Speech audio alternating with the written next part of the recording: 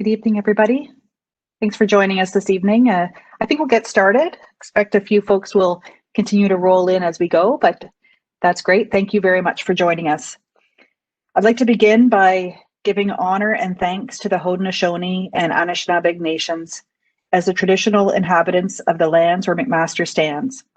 To say that is to acknowledge a debt to those who are here before us and to recognize our responsibility as guests to respect and honor the intimate relationship that Indigenous peoples have to this land. So I guess I should begin by introducing myself. My name is Sarah Kinsey. I am the Program Director for Family Medicine here at McMaster, and I'm really pleased to welcome you all here. I do have a bit of a panel with me who we will introduce after the presentation as we get into a bit of a Q&A session together. But first, as I said, I am going to get us started with a presentation. So CARMS is all about fit. You're figuring out the specialty and the program that best suits your skills and your interests. And we're looking for folks who will thrive in family medicine and in our program in particular. And we usually have a pretty good admissions program set up, which we've adapted this year for our virtual CARMS. And it includes some information about us, so you can learn about us, and then also the ways that we're going to learn about you. So in terms of learning about us, we do have a series of program presentations planned. So we're offering weekly program town halls for the next 5 weeks. Today's actually an added session, but normally those are going to be running on Tuesdays. We've already had one, and we will have a series over the next few weeks, including tomorrow. And many of the others will highlight specific sites. And we also do have a resident-only Q&A session planned for those questions that you don't want any faculty to hear. So these are all going to be in webinar style and recorded. And we will have structured Q&A. And there are 3 ways that you can submit your questions. If you want to submit questions before or after a session, or even during a session, you can use our email, which is carms@fammedmcmaster.ca. But you can also use the functions, obviously, in WebEx itself. So there's 2 different ways to ask questions in this format. There's the Q&A section, which you'll see in the options in your panel, and that will allow other people to see your question, and it will allow for easy tracking of the questions and the answers. But if you'd rather ask a question in a more private way, you can ask it through the chat, and you can direct it just to the panelists, and that way other attendees won't necessarily know it's coming from you. So whichever way you're more comfortable, we'll try and keep an eye on all the different ways. Okay. There's other ways to get information about our program too. We do have a program website, which has some really helpful information about our broad program and also about all of our sites, including some brand new videos that we're excited to share. So please do take a look. We also will have the town hall recordings on there, and a frequently asked question document where we post the questions that are coming forward out of the town halls and also our responses to them, so that you can have a look if you didn't have a chance to join us for one or more of the sessions. In addition, we are going to be planning a virtual exhibit hall closer to the time of selection of your ranking. And that will happen. So for those folks who get invited to interview, you will also get an invitation to a exhibit hall virtually. And that will allow for some informal conversations in smaller groups with residents, staff, site directors, and myself. So there will be a sign up for that, so stay tuned. Just want to highlight a couple of things for this year. So these are the ways we get to know you. The first is the file review. And I know with all things COVID, it's really thrown a wrench into some of your medical school training. And we did want to highlight that we know that electives have been affected in different ways across the country for different applicants. And we certainly won't hold it against any applicant who hasn't had opportunity to do electives in our specialty. We recognize that that's no fault of your own this year in particular. Also just want to highlight our interview. We are using our usual interview format, but we are obviously flipping it to a virtual delivery. And just to highlight the interview, it's really not intended to trip you up. We use an interview format called the modified personal interview, and it consists of 4 stations, each 8 to 10 minutes in length, and each hosted by one interviewer, either a faculty member or a resident. And the interview team is comprised of folks from across our program, so all different sites. So no matter how many sites to which you apply, you get one interview and one file review. Okay, so McMaster has 12 sites actually, and this is the whole list. 6 of them are urban sites, and 6 of them are rural sites. And each of those sites is listed as a separate program offering on CARMS. And the reason we do that is to give you, the applicants, the most control over where you live and train. So just to highlight that in order to get your file reviewed and an offer of interview, you don't need to apply to every single site. We look at folks the same, whether you've applied to one site or many. And there is only one interview offered, regardless of the number of sites to which you apply. If you do, along the way, decide to add additional sites to your application, you can do that. And you can do that right until the close to the end of the interview period. So Wednesday, March 24th at midnight. Okay, so the stuff I'm going to talk about here today are the fundamentals of our program. And they are true for all residents across the program, no matter which site. So this applies, everything I'm going to say applies to everyone. This is our overall program goal: to graduate residents who are competent to begin independent practice as comprehensive family physicians in diverse practice settings. And in order to do that, we're guided by some clear documents, primarily coming out of our college, the Family Medicine Professional Profile, as well as the CCC competency-based curriculum, which directs how we deliver that curriculum, and CanMeds FM, which articulates the roles of the family physician.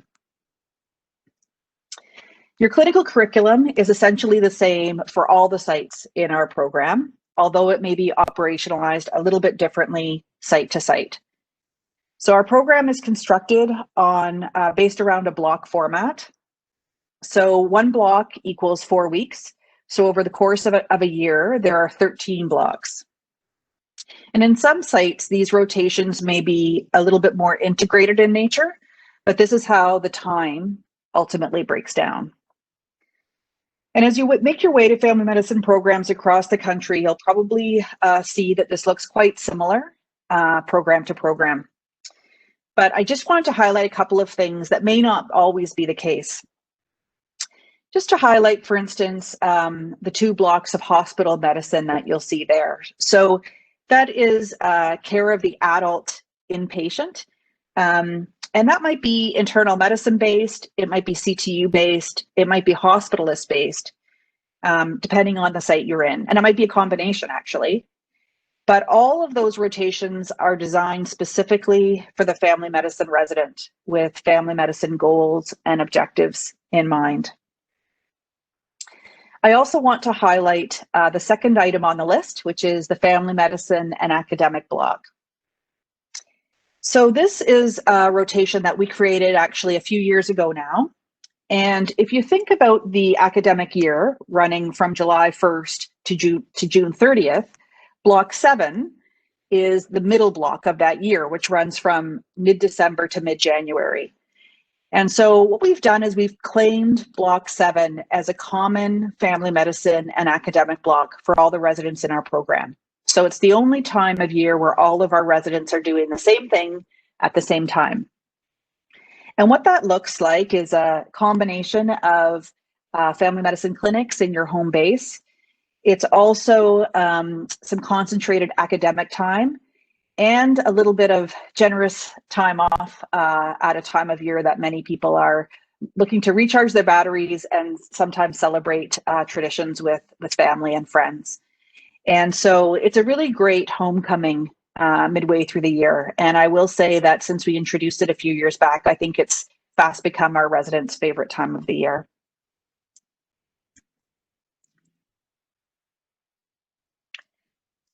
PGY2 clinical experiences, this is the lineup we have there.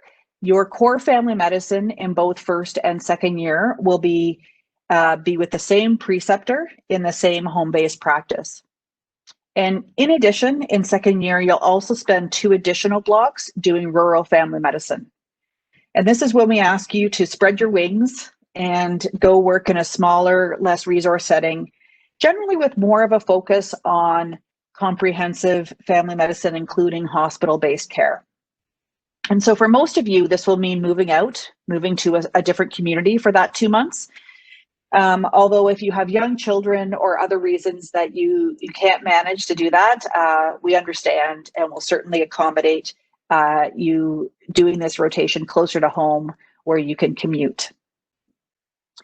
Also just want to highlight the 2 blocks of medicine/surgery. So this is instead of a core internal medicine rotation, that's the same as first year. The second year we do have it's a core rotation, but you can choose from a variety of selective options depending on what's offered at your site. So options that might be on offer are things like palliative care, oncology, ICU, general surgery, and so it gives you a chance to strengthen those aspects of internal medicine or surgical care that you might need to fill some gaps around. In addition, we offer all of our elective time, 3 blocks. It's all concentrated in the second year. And we do that because we believe that it is, once you're a PGY2, you're better equipped to make good use of that elective time. If you do have an interest in pursuing PGY3 and want to use your electives to strengthen that application, that's fine. We're certainly happy to front load that elective time to the beginning of your second year to allow you to do that. And in addition to the block elective, we also offer horizontal elective time in our program. So when you're on your full-time family medicine blocks in your core family medicine, you will have a half day each week open for you to do a horizontal. And that's a really great way to enrich your exposures in those aspects of practice that don't require such intensive time as a block. Okay, you'll also participate in these other curriculum components that occur on a longitudinal basis during the program. And so no matter which rotation you're on, throughout the whole 2 years, you'll spend at least 2 half days back on these bits.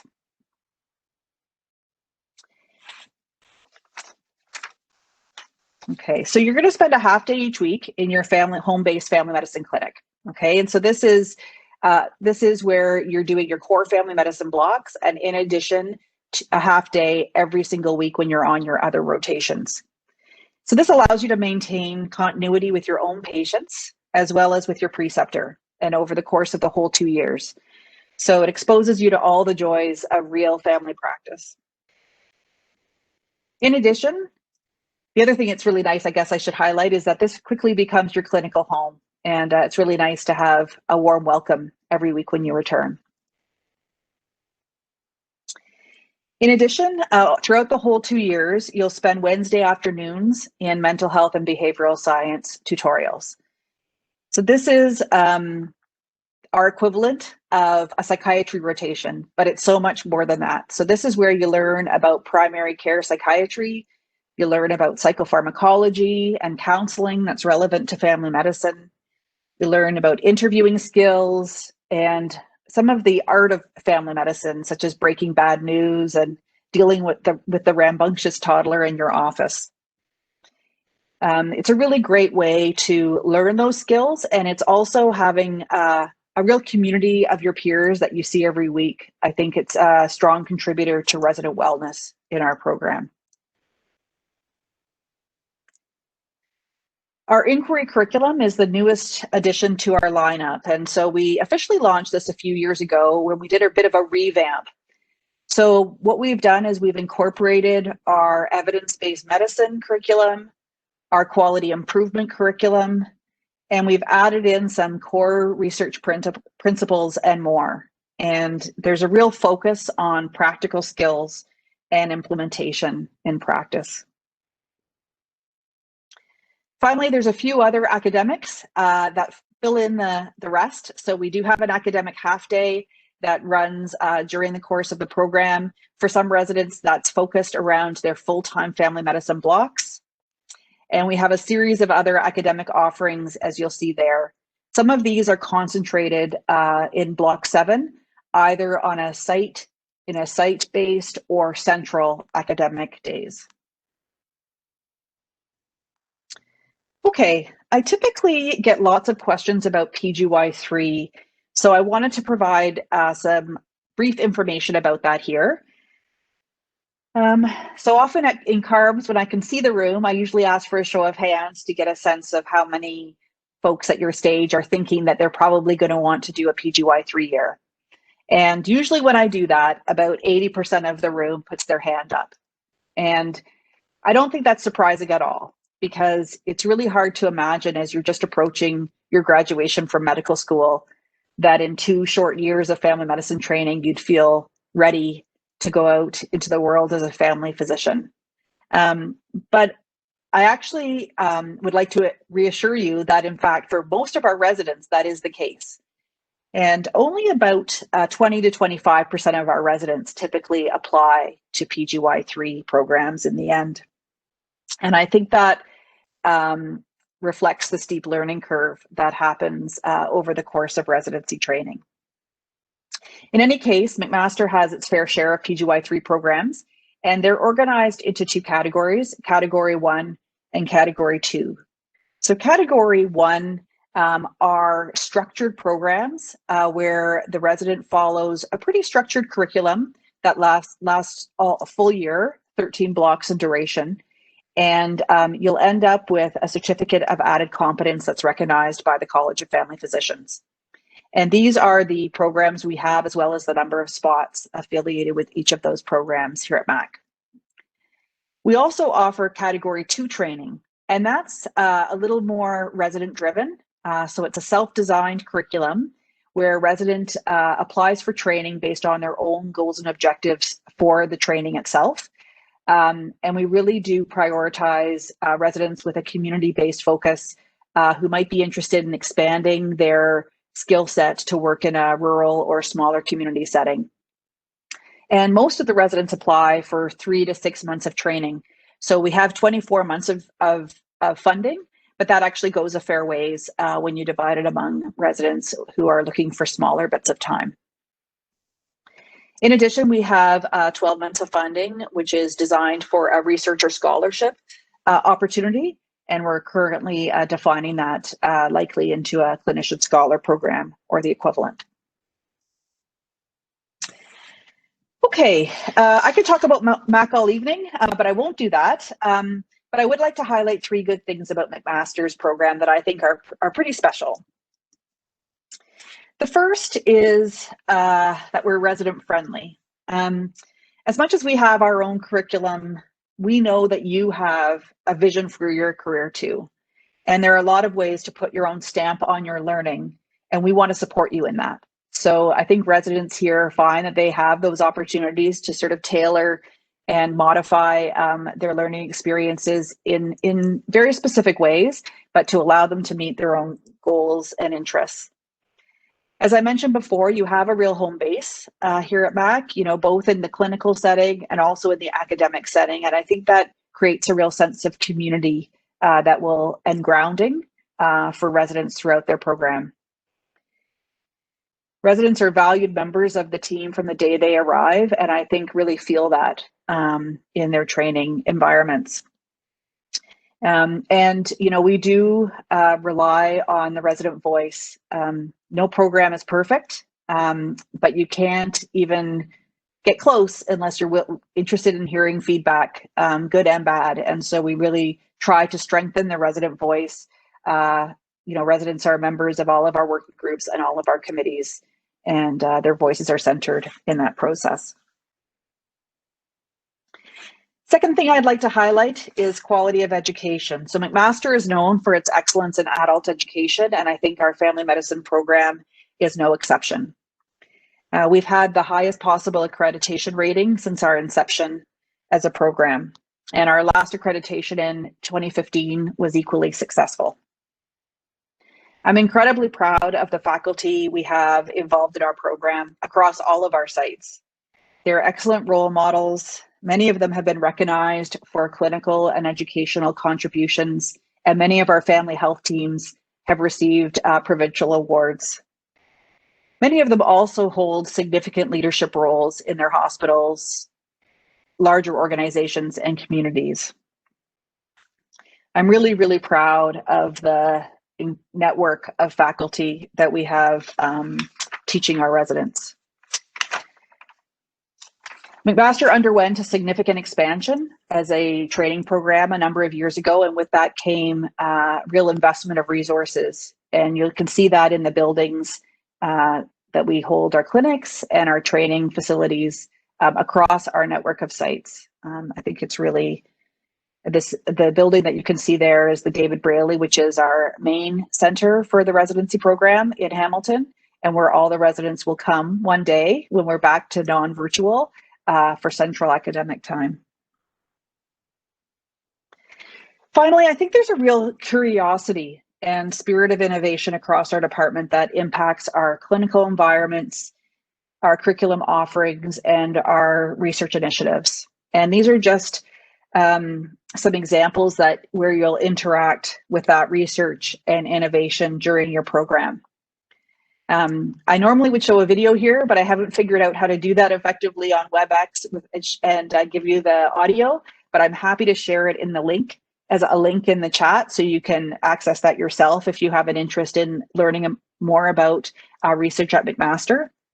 But I do want to highlight or profile two areas that have been a real focus of innovation for us in the last few years and will continue to be. The first is Indigenous Health. For those of you, probably most of you know that this is a 2-row wampum, which symbolizes, was a symbol of the earliest treaty relationships between Indigenous peoples and European settlers in this area. And it symbolizes two vessels, two boats traveling down a river next to each other, neither one interfering with each other's path. And I think it's a powerful representation of the principle with which we try to approach our teaching and learning about Indigenous health and cultural competence. And it's being led, our program's being led by our Indigenous Health curriculum lead, who's a Indigenous faculty member who works at Grand Erie Six Nations. And that curriculum has been a robust one at Grand Erie Six Nations for a few years already and is being expanded across our whole program, and we're really excited about that. Second thing I want to highlight is COVID. The pandemic has brought all sorts of strain and challenge in many ways, but it's also brought some real opportunities and innovation. And here at MAC, that's been true, both in our educational program, but also in primary care leadership and primary care delivery in the community and across our sites. So it's kind of an interesting time to be a family medicine resident.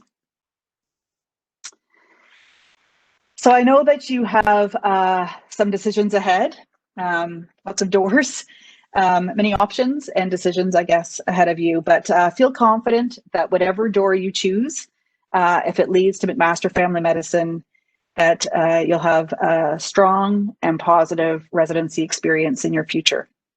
I wish you all the very best in CARMS. Okay, that's the very end of the presentation.